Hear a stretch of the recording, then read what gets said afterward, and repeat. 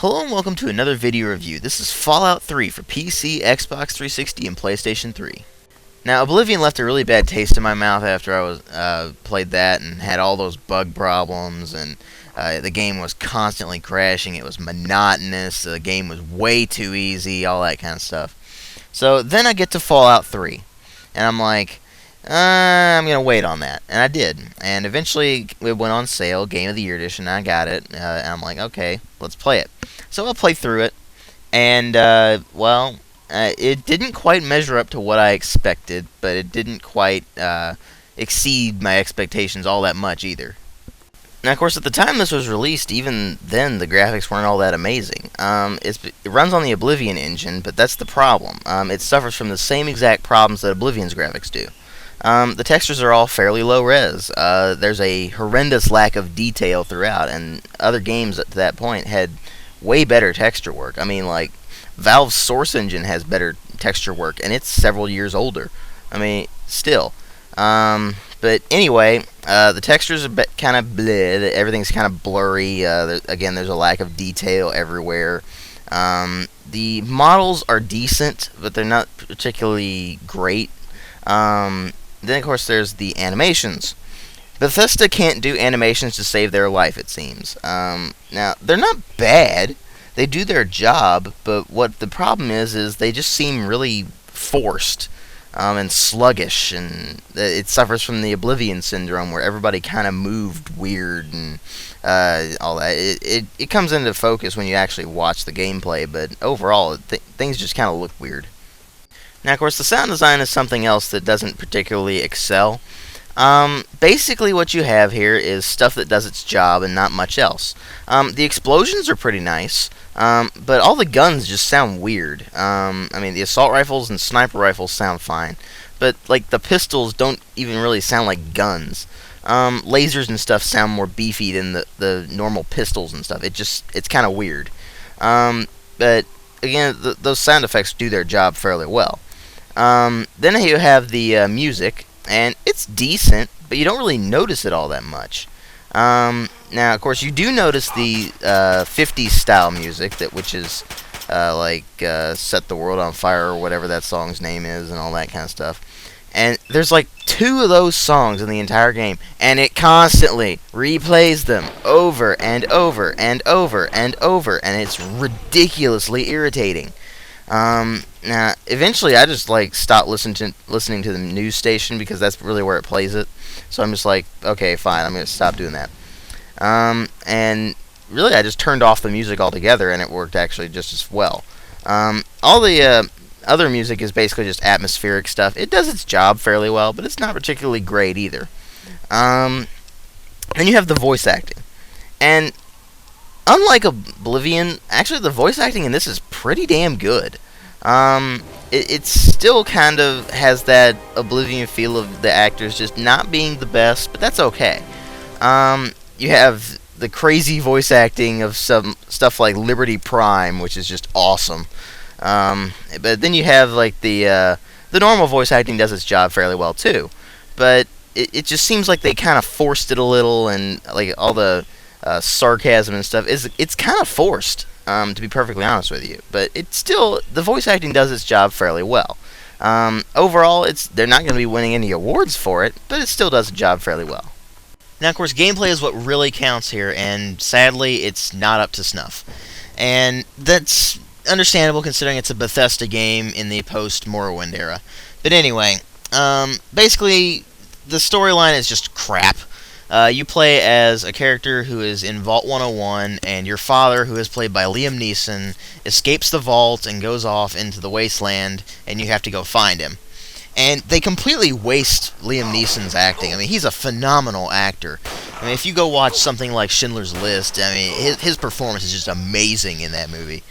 But in this one, he really just doesn't deliver lines very well. It's like he didn't really care about the script, or that he thought the script was bad, and it really is. It's a very badly written script. Nothing really makes sense. And, I mean, that was one thing where in Fallout 1 and 2, and even kind of Tactics, I guess you could say, but considering Tactics is kind of an offshoot, but anyway, Fallout 1 and 2, they were pretty well written. especially the second one, but the first one was pretty well written too. And, I mean, they just kind of lost that with the transition to Fallout 3. I mean, that's Bethesda's fault. They're not really good at writing. Sure, they can write great settings, but they can't really get the actual game storyline to work very well. I don't know what their problem is with that. But anyway, story just falls flat. So you're probably going to be going off and doing all sorts of different side quests and everything. And really, they're essentially the same as the Oblivion stuff. It's boring, monotonous. You just run around, do fetch quests, you escort people, or you slaughter things. That's about it. And one thing that I really, really hate about this game is that it is not a Fallout game at all. I mean, it's set in the same world, and it has references to the older games, but that's really it. There's nothing that's particularly Fallout-y about it.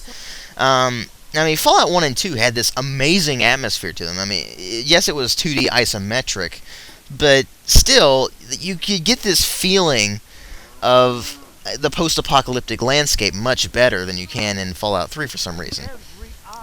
I mean, I think it's mostly due to the fact that the combination of the place being completely empty, and then all of a sudden you'll run across a bunch of really annoying rad scorpions or something like that. I mean, that kind of thing happened in Fallout 1 and 2, but it made a little bit more sense, I guess you could say.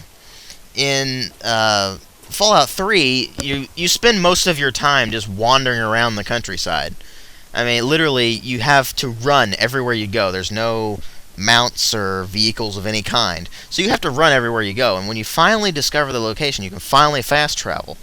And that is an extremely annoying system in this particular game, because the landscapes are empty. There's nothing there except for maybe a gas station that you can go in and find useless junk. I mean, it's just pathetic, the lack of just interesting things to do in the landscape. I mean, it's set in the DC wasteland, and it really just doesn't have this, I don't know, I guess you could say it's the same kind of feeling of discovery that you would have in Fallout 1 and 2 when you would find something. I mean, usually you'd find something, and it wouldn't be full of useless items. I mean, that's what you get in with this, with Fallout 3. I mean, it's just stocked to the brim with useless crap. And they have a very rudimentary crafting system, and it's kind of pathetic to really play around with it. The sense of humor is just terrible. It tries to be kind of like Fallout 1 and 2, but it fails miserably at it, because those games were witty. They weren't focusing on kind of juvenile humor. In Fallout 3, most of the humor derives from the gore and some running across some really stupid bugs and stuff like that. And, I mean, this game is excessively gory to the point where it's just stupid. Now, I mean, Fallout 1 and 2 were gory, yes, but they weren't, I mean, they were ridiculous in a sense that it was just kind of over the top and meant to be kind of lighten up the mood a little bit. Fallout 3, it's just stupid. I mean, you'll shoot a guy in the head with, say, I don't know, I guess you could say a .22 pistol. It's not in the game, but just say a .22 pistol, which is an extremely low caliber, and both of his arms and legs will pop off. It makes no sense. In Fallout 1 and 2, at least when you shot something, and say you get like a critical hit when you killed it, I mean, you would blow its head off. You wouldn't blow its entire body apart. It looks really stupid. And that's even with the Bloody Mess perk, I mean, really. But it tries to maintain some systems from the original Fallout games, like the perk system, which in this one I really didn't notice that it did all that much, to be honest with you. If it did, then it concealed it very well. The stat system is pretty much the same as Oblivion, actually. It kind of functions in the same way. I mean, you level up skills and such like that. They did fix the level up system, so you can now level up whenever you actually get enough experience points. You don't have to go rest, so that's a nice little touch. Now, one thing that really irritates me is the combat system. Now, it does work a little better than Oblivion's, and that's not saying much. But basically, it's turned into a first-person shooter, almost. It's still kind of a wannabe first-person shooter, because it doesn't control very well. It's really sluggish. But it's almost too easy sometimes, because you have VATS. Now, in Fallout 1 and 2, you had a targeting system where you could say, target the head, and you would shoot him in the head, and it would usually give you a critical hit if you actually managed to hit him. Or you could shoot him in the leg and cripple him. And you can kind of do that in Fallout 3 with VATS, but really, VATS is just there to make your game a lot easier, because it pauses the thing and makes you auto-target. So, it's really just a mechanic to make the game kind of easy. And really, the game isn't too easy. It's just easy enough that the game feels monotonous. They did fix the level scaling a little bit, because you'll go into different areas and you'll find that you'll get your ass handed to you. Whereas in Oblivion, you could go there and maybe take some damage, but overall, if you knew what you were doing, you'd be fine. In this one, at least with enemies, that they'll actually hit you this time around. But I mean, the AI is no better. The quests are just mindless and boring. I mean, it's either fetch quests, or go escort this person, or go here, talk to this person, or it's go here, slaughter as many things as whatever you need to do. And there's really no interesting locales to visit, so you spend most of your time just wandering around aimlessly, trying to find something cool to go to. Now, I also have the DLC installed, all of them, the Pit, Broken Steel, which increases your level cap to 30 and extends the storyline in a Deus Ex Machina sort of way. It's really stupid. Then I've got Point Lookout, Mothership Zeta, and I believe the last one is Operation Anchorage. Now, of those, the only ones I liked were Operation Anchorage and Broken Steel, and the only reason I like Broken Steel is because it extended the level cap, and it gave you some extra perks and stuff.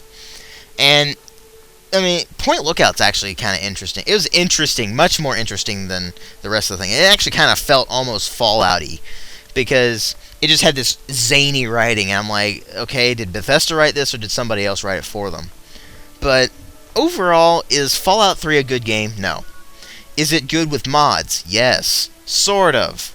I say sort of because if you don't install mods, then you have a extremely monotonous, boring game. If you do install mods, you still have that, but it's got more stuff to play around with.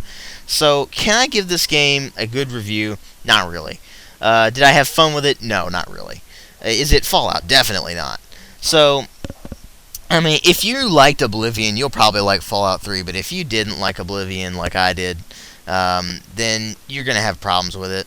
But basically, Fallout 3 is a wannabe Fallout game that really falls short. It's a wannabe first-person shooter that doesn't really go there. It's not a role-playing game at all, because, I mean, yes, it has stats, but it really doesn't. You don't really use them all that much. I mean, the speech skill, for instance, yes, you'll get a couple of extra dialogue options, but until the end game, it really doesn't play that much of a role.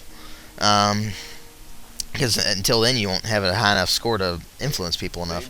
But is it good? Not really. I give it a 2 out of 5, and thanks for watching.